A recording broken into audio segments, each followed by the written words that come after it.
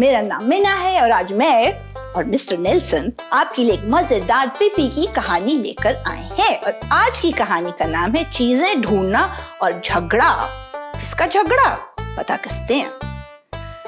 अनीका अगले दिन सुबह जल्दी उठ गई।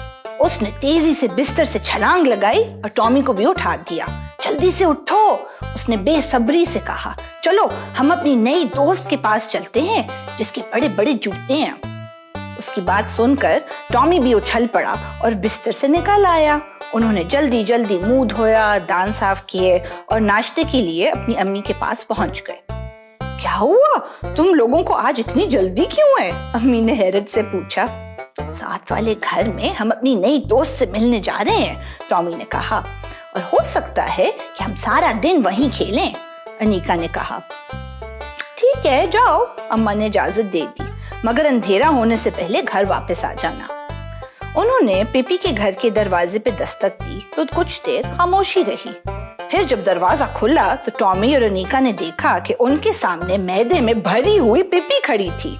उसने गर्म जोशी से दोनों का हाथ मिलाया तो उन दोनों पर भी बहुत सा मैदा लग गया।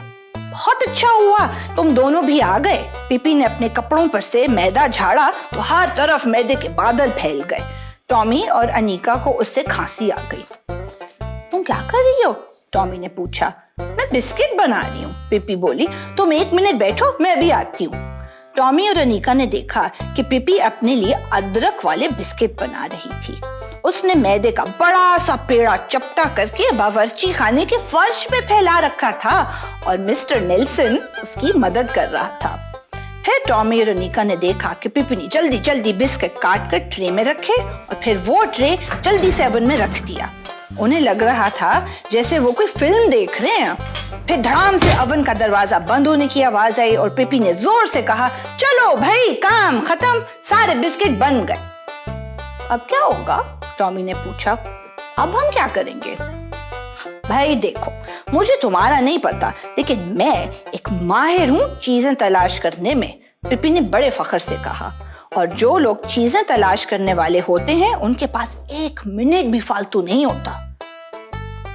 क्या कहा तुमने? अनीका ने पूछा।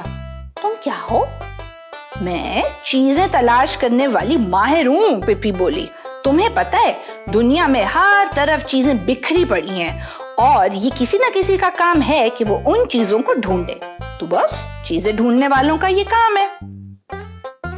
किस तरह की चीजें? अनीका ने पूछा। हर तरह की चीजें, जैसे सोने और चांदी की चीजें, शुतुरमुर्ग के पर, मुर्दा चूहे या छोटी छोटी कीलें और पेच, बस हर तरह की चीजें, पिपी ने बताया। टॉमी और अनीका को ये बात बड़ी मजेदार लगी। चलो देखते हैं क्या होता है, पिपी ने कहा। कुछ न कुछ जरूर होता है, आओ देखें हमें क्या मिलता है। अब तीनों चीजें ढूंढने में मसरूफ हो गए। टॉमी और अनीका ने पिपी को गौर से देखना शुरू कर दिया। वो देखना चाहते थे कि चीजें ढूंढने वाले को किस तरह काम करना होता है। उन्होंने देखा कि कभी पिपी सड़क के एक तरफ जाती है, फिर दूसरी तरफ भागती है। उसने अपनी आंखों को धूप से बचाने के लिए हाथ से छज्जा बनाया हुआ था और हर तरफ देख रही थी। कभी वो अपने घुटनों के बल चलती थी और कभी झाड़ियों के पास जाकर उनमें कुछ ढूंढती थी। कमाल है, मुझे अच्छी तरह याद है कि यहाँ पर सोने का ढेर था, वो मायूसी से बोली। अच्छा ये बताओ पिपी, अनीका ने पूछा, हमें जो भी चीज मिलेगी क्या वो हम अपने साथ ले जाएंगे? हाँ, पिपी बोली, जो भी चीज हमें जमीन पे पड़े मिलेगी वो हम ले जाएंगे। अचानक पिपी ने जोर से चीख मारी। वो देखो, मैंने कभी ऐसी चीज नहीं देखी, वो जोर से चिल्लाई। उसने भागकर घास में पड़ा हुआ टीन का डिब्बा उठा लिया। वाह वाह, मजा आ गया, मुझे तो कभी ऐसी चीज मिली नहीं।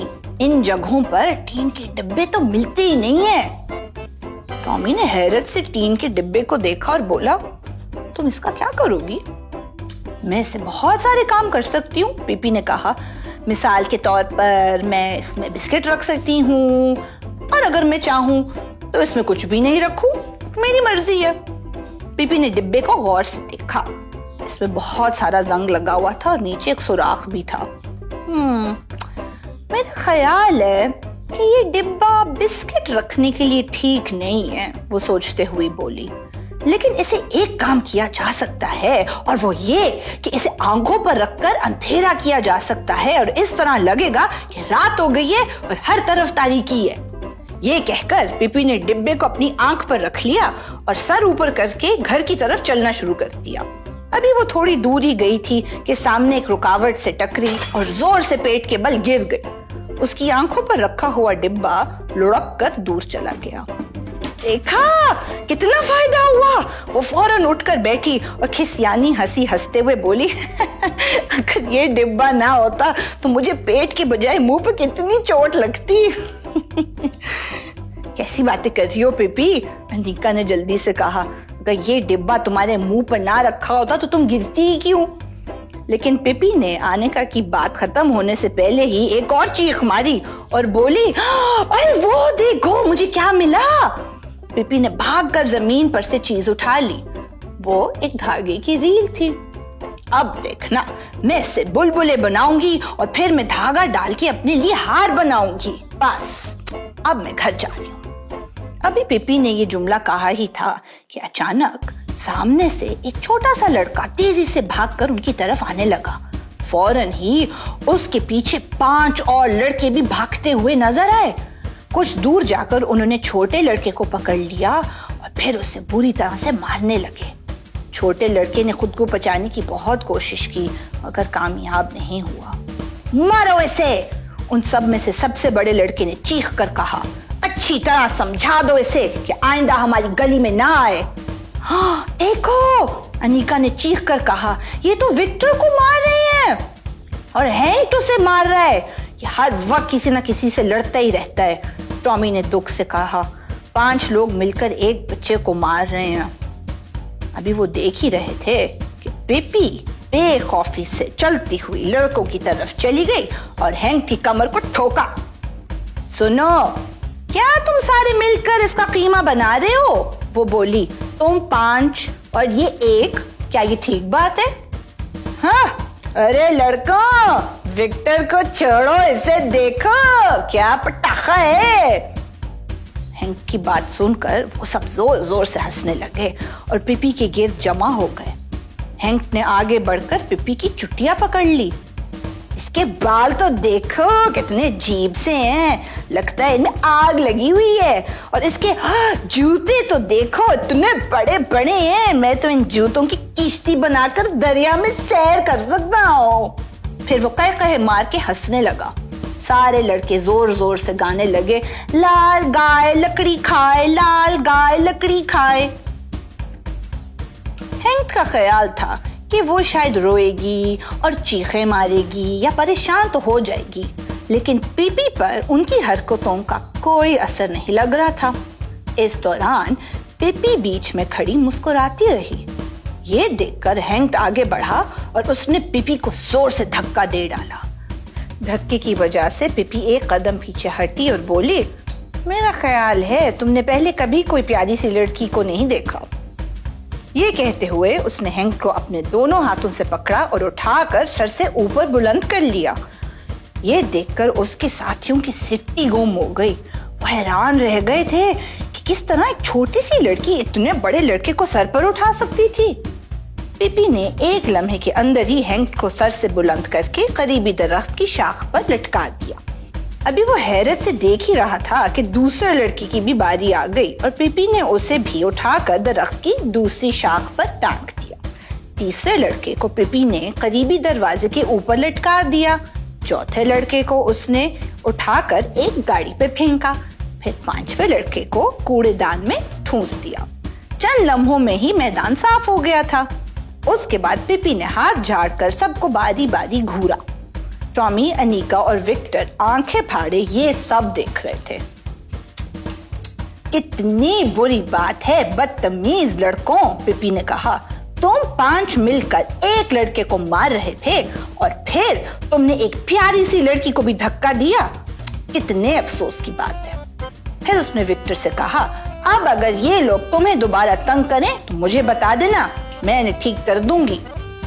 इसके बाद पिपी ने अनिका और टॉमी से कहा, चलो अब घर चले। जाते जाते हैंक से कहा, अगर तुम्हें मेरे बालों और जूतों के बारे में कुछ कहना है तो अभी कह दो, क्योंकि मैं घर जाती हूँ। हैंक कुछ ना बोला और बेबसी से लटका हुआ देखता ही रहा। पिपी ने अपने एक हाथ में टीन के डिब्बे को पकड़ा और दूसरे में धागे की रील को, फिर तेजी से चलती हुई अपने घर पहुंच गई। रास्ते में टॉमी, अनीका और विक्टर कुछ नहीं बोले। घर से करीब पहुंचकर पिपी ने अपने सर पर हाथ मारा और बोली, ओफो, मैं भी कितनी भुलक्कड़ हूँ, सब कुछ खुद ही जमा कर लिया और तुम लोगों को कुछ मिला ही नहीं। चलो आओ मैं तुम्हें भी कुछ देती हूँ। टॉमी, तुम ऐसा करो कि सामने वाले दरख्त में अंदर देखो, शायद तुम्हें कुछ मिल जाए। पुराने दरख्त में बहुत सी चीजें मिल जाती हैं। टॉमी ने डरते डरते दरख्त के तने में हाथ डाला। उसे खौफ था कि अंदर कोई जानवर ना हो, लेकिन फिर अचानक उसकी उंगलियां किसी चीज से टकराईं। वो एकदम पुरजोश हो गया। उसने जल्दी से वो चीज पकड़कर हाथ बाहर निकाला तो देखा कि उसके हाथ में एक पुरानी डायरी थी जिस पर चमड़े का कवर चढ़ा हुआ था। डायरी में एक पुराना पेन भी था। टॉमी ने हैरत में जोर से चीख मारी। पिपी ये देखकर हंस पड़ी। जाओ अनीका, अब तुम्हारी बारी है, जाओ देखो तुम्हें क्या मिलता है, पिपी ने कहा। अनीका ने भी दरख्त में हाथ डाला तो उसे वहां से सुर्ख सेपियों का हार मिला। टॉमी और अनीका को अपनी आंखों पर यकीन नहीं आ रहा था कि उन्हें दरख्त के अंदर से इतनी कीमती चीजें मिल गई हैं। फिर पिपी ने जोर से जमाई ली और बोली, मुझे तो नींद आ रही है, क्या तुम लोग मुझे मेरे बिस्तर तक छोड़ने चलोगे? वो सब पिपी के घर की तरफ चल पड़े। घर पहुंचकर पिपी अपने बिस्तर पर बैठी और जूते उतारते हुए गुस्से से बोली, अच्छा तो वो मेरे जूतों में बैठकर किश्ती चलाना चाहता था, मैं उसे सिखाऊंगी कि किश्ती चलाते कैसे हैं। फिर वो सोने के लिए लेट गई। उसकी आदत थी कि वो सिरहाने की तरफ पांव रख के तकिए पे पांव रखती थी और पाइती की तरफ मुंह करके रजाई मुंह पर ओढ़ लेती थी।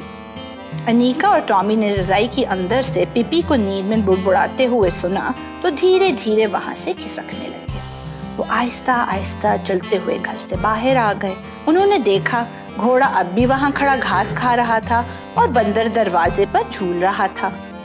कितनी अजीब बात है कि हमें ये सब कुछ दरख्त से मिल गया, अनीका ने टॉमी से कहा।